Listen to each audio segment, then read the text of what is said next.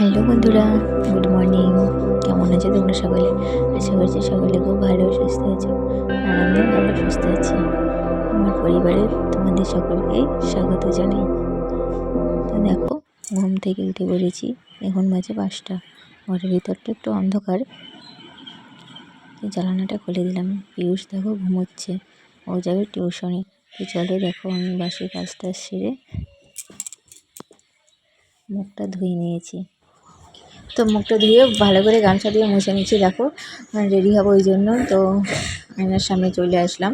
আর তবুও ভালো করে মোছাচ্ছিল না, তো ভালো করে গামছা দিয়ে আমি ভাবলাম একটু ভালো করে মুখটা মুছে নিই, তারপরে রেডি হয়ে নেবো। ওকে নিয়ে টিউশনে যেতে হবে আর কি, ওই জন্য।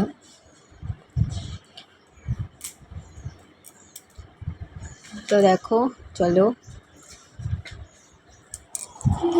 তো দেখো, আমি চলে এসেছি টিউশনে। তো আমাদের বাড়ি থেকে অনেকটা দূরে, তো এসে দেখলাম একজন এসেছে, এই যে একটা সাইকেলে করে। আর আমরা যেহেতু বাসে এসেছি, তো টিউশন করিয়ে নিয়ে ওকে পিউষকে চলে আসলাম। এসে দেখো, আমি ঘরগুলো ঝাড়তে লেগেছি, আর খাওয়া দাওয়া করে তবেই ঘরমরগুলো ঝাড়াঝাড়া করছি। বুঝতে পারছো, সামনে পয়লা বৈশাখ। তো আর প্রতিদিনই আমি এরকম করে একটু ঝেড়ে নিই, যাতে কাজটা এগিয়ে থাকে আর ধুলোবালিটা কম না পড়ে। তো তোমরাও যদি ভাবো যে প্রতিদিন এরকম করে একটু ঝাড়াঝুড়ো করে একটু মোছাটুছি করে নিলে মানে ধুলোটা কম পড়ে, আবার দেখতেও ভালো লাগে।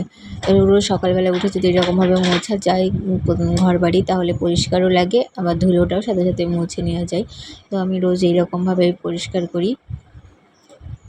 আর আমি সকাল 5টার সময় ঘুম থেকে উঠেছি। তো উঠে ছেলেকে টিউশনে নিয়ে গেছি, বাসি কাজ টাজ কমপ্লিট করে। তো তারপরে ওকে টিউশন থেকে নিয়ে আসলাম 8টা, সাড়ে 8টার দিকে।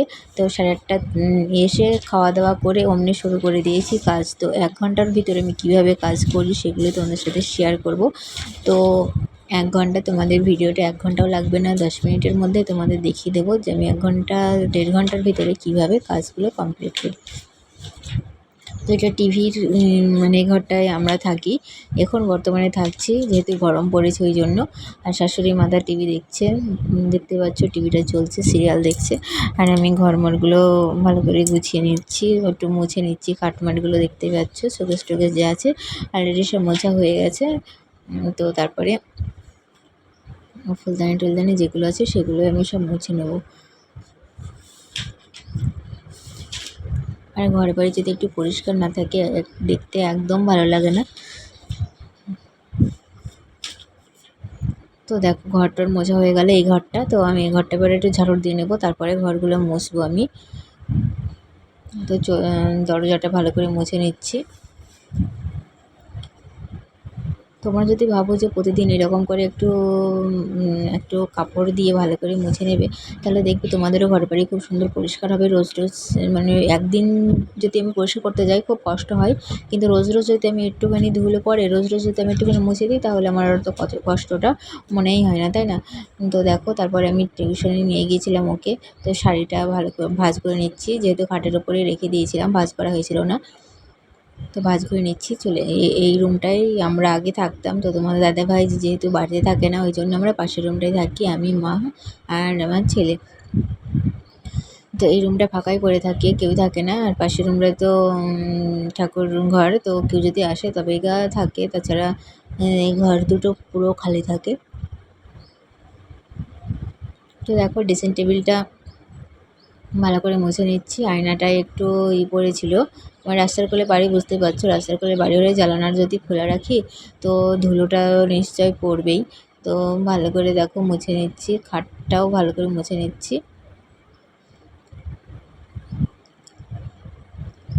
তো জানলার কপাটগুলোও দেখো, এরকমভাবে তোমরাও এরকমভাবে পরিষ্কার করতে পারো রোজ রোজ। দেখবে তোমাদের খাটনিটাও কম হবে, আর ঘর বাড়িগুলো দেখতেও খুব ভালো লাগবে। তো দেখো, তোমাদের সাথে কথা বলতে বলতে আমার কাজ অলরেডি অনেকটাই এগিয়ে আসলো আর কি।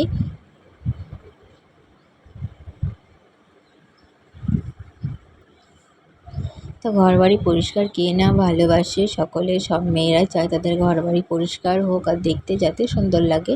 তাই আমিও ঘরটাকে ভালো করে সুন্দর করে সাজিয়ে রেখেছি যেইটুকু আমার সামর্থ্যর মধ্যে। দেখো সেইভাবে আমি ফুল টুল প্রজাপতি হ্যাড্ডা ফ্যাড্ডা দিয়ে আমি ঘরটাকে সাজিয়ে রেখেছি।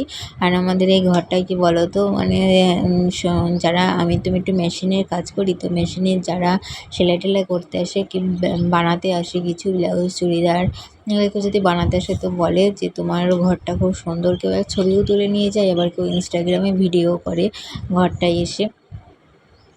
তো আমারও খুব ভালো লাগে যে সবাই বলে, প্রশংসা শুনতে কার না ভালো লাগে। তো আমারও খুব ভালো লাগে প্রশংসা শুনতে। তো দেখো তোমাদের সাথে কথা বলতে বলতে আমার ঘরটা পরিষ্কার করা হয়ে গেল। তো এবার আমি ঘরটা ঝাড় দিয়ে নিচ্ছি। আর এই ঝাড়ুটা মানে একটু হয়ে গেছে, তো নতুন ঝাড়ুটা কিনতে হবে।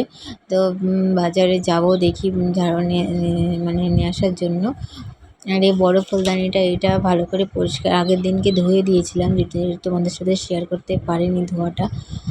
তো দেখো সব কমপ্লিট, কেমন লাগছে অবশ্যই কমেন্ট করে জানিও। তো সোফাটা ভালো করে গুছিয়ে নিয়েছে। সোফাটা যে আমাকে দিনে কতবার গোছাতে হয় তোমাদের বলে বোঝানো যাবে না। তো ফাইনাল লুকটা দেখো ঘরের কতটা সুন্দর লাগছে।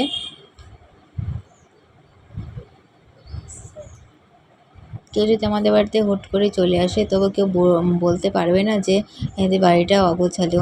মানে সবসময় এরকমভাবে পরিষ্কার পরিচ্ছন্ন করে রাখি আমি। আর তোমরাও চেষ্টা করবে যাতে পরিষ্কার পরিচ্ছন্ন করে রাখার সবসময়। এতে শরীরেরও ভালো আর দেখতেও ভালো লাগে। তো বেসিনটা এটা একটু নোংরা হয়েছিল, মানে বেসিনটাও দিনে আমি 2-3 বার করে পরিষ্কার করি, কারণ হাত টাত ধোয় তো। আর কালো বেসিনের রঙটা, তো জলের দাগটা লেগে থাকে, একদম বাজে লাগে দেখতে। ওই জন্য আমি 3 বার করে পরিষ্কার করি। সকালবেলায় পরিষ্কার করি, তারপরে দুপুরবেলায় আবার একটু সন্ধ্যাবেলায় একটু পরিষ্কার করে দিই। তো দেখো বেসিনটা পরিষ্কার করে দিচ্ছি। তা বেসিনের পাশে ছিল মিট কেস, খাবার দাবার যেখানে রাখা হয়, তো সেটাও পরিষ্কার করে নিয়েছি। তো দেখো বেসিনটা পরিষ্কার করে ভালো করে ধুয়ে রেখে দিলাম। তো কেমন লাগছে জানিও। তো এবার আমি ঘরটা ভালো করে মুছে নেব।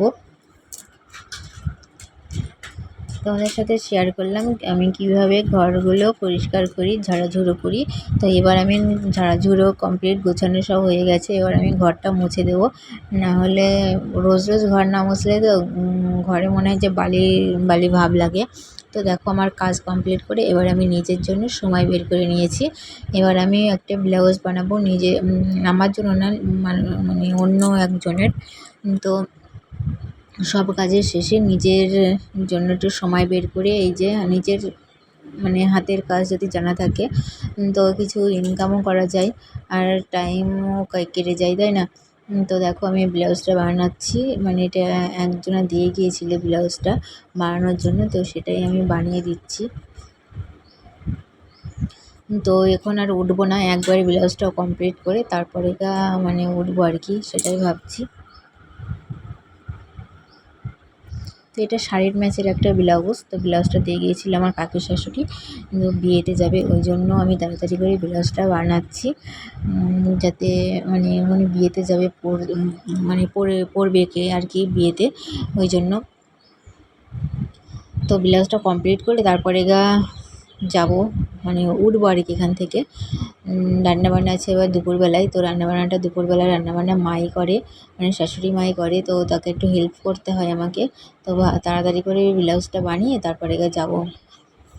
আর যদি এমনি চলে যাই তো তাহলে এই যে ব্লাউজে যে কতগুলো কুচি হয় তোমরা ভাবতে পারবে না। তো সবগুলো গরম যেহেতু আর ফ্যান চলে তো উড়ে চলে যায় আর খুঁজে পাওয়া যায় না। ওই জন্য মানে যখনই আমি বসি একবারে কমপ্লিট করে তারপরে উঠি।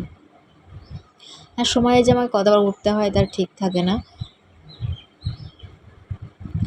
তো চলো, ব্লাউজ বানানো হয়ে গেছে। তারপরে দেখো থালা বাসন যেগুলো সকালে মেজেছিলাম সেগুলোই ভালো করে গুছিয়ে পরিষ্কার করে নিয়েছি। আর টেবিলের উপরে এই যে সকালবেলায় রান্না হয়েছিল, তো রুটিও হয়েছিল, ভাত রুটি দুটোই হয় সকালে। তো সকালে রুটিটা এর ভিতরে হটপটে রেখে দিয়েছিলাম। আর কিছু জামা কাপড় কাচা হবে, ওই জন্য গরম জলও বসিয়ে দিয়েছি। আর এই বোতলটা পীয়ূষ না নিয়েছে, খুব সুন্দর লাগে। কেন বলো তো? মুটকিটার জন্য। মনে হয় হিরে হিরে মুটকিটার ডিজাইনটা অনেকটা, ওই জন্য বেশি ভালো লাগে। আর এই যে দেখো ফুলগুলো, আমার না ফুল খুব ভালো লাগে, ফুল গাছপালা এগুলো সবুজ মানে আমার এগুলো খুব ভালো লাগে দেখতে। তো দেখো এই রুমটায় চলে আসলাম। এই বিছানার চাদরগুলো সব কেচে দিয়েছিলাম, তো ভালো করে পেতে গুছিয়ে নিয়েছি। তো কেমন লাগছে তোমরা অবশ্যই জানিও। যদি ভালো লাগে একটা লাইক কমেন্ট শেয়ার করো, আর যারা নতুন বন্ধু আছো আমার চ্যানেলটি সাবস্ক্রাইব করো।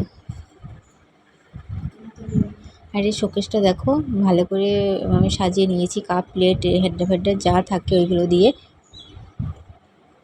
তো চলো দুপুরবেলায় দেখো কী কী রান্না হয়েছিল। তো দুপুরবেলায় তো রান্না হয়েছিল মাংস আর কুলের চাটনি, আর হয়েছিল একটা সবজি, আর সাথে বাবার জন্য টক দই।